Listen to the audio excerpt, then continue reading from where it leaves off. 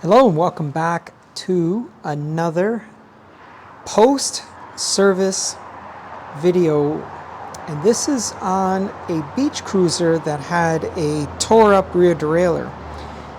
Now, it's hard to figure out which came first, the chicken or the egg, because I'm not sure if the derailleur hanger was bent in shipping or if the wheel was out of true or what happened, but at some point the derailleur went into the spokes and ripped that rear derailleur off. So that's right here, and so this is a claw type rear derailleur, so that's where the wheel axle goes, and then there's a little a bolt that holds the whole derailleur in place when you remove the wheel, because if you remove this axle nut, then the wheel comes out. So you need something to hold this rear derailleur in place when you get the wheel out. But you can see it's all just mangled, and as I mentioned in the previous video, this is a TY21B, which I believe is only available to OE manufacturers, original equipment. So I was not able to get that, so I got a 300 series, and we'll get back to this chain in a minute.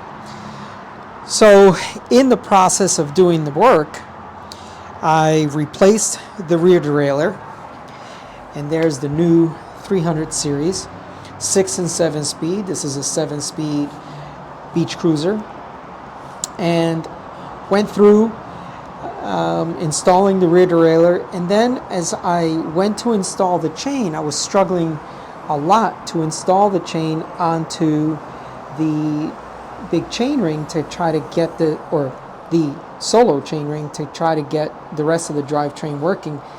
And then I realized that the chain was kinked.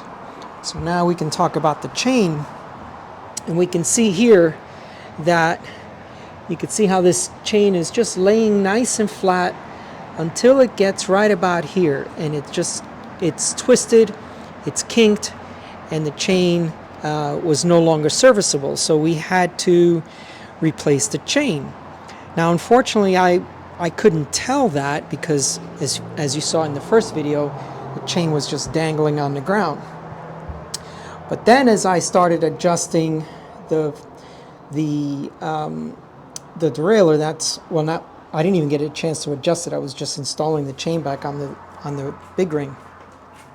So then, after that, when I got the shifting to all work, then I had to adjust the brakes, but the brakes wouldn't adjust because the wheel was really out of true. And sometimes what happens is when these derailleurs go into the spokes, they just destroy spokes and everything. But in this case, that didn't happen. But several of the spokes had lost all their tension, and we had to get that going. Once we got that rear situation sorted out, the front was also a brake situation, rubbing, because the wheel was out of true. So in my opinion, this bike, the build quality is not up to par. And then the other thing I noticed is there's no adjustments on the brake levers.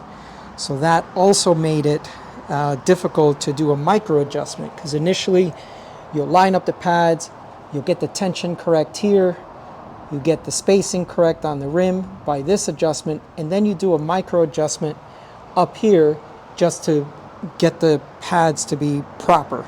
Anyway, that's all for this post-maintenance video. Please like and subscribe. We'll see you up the road.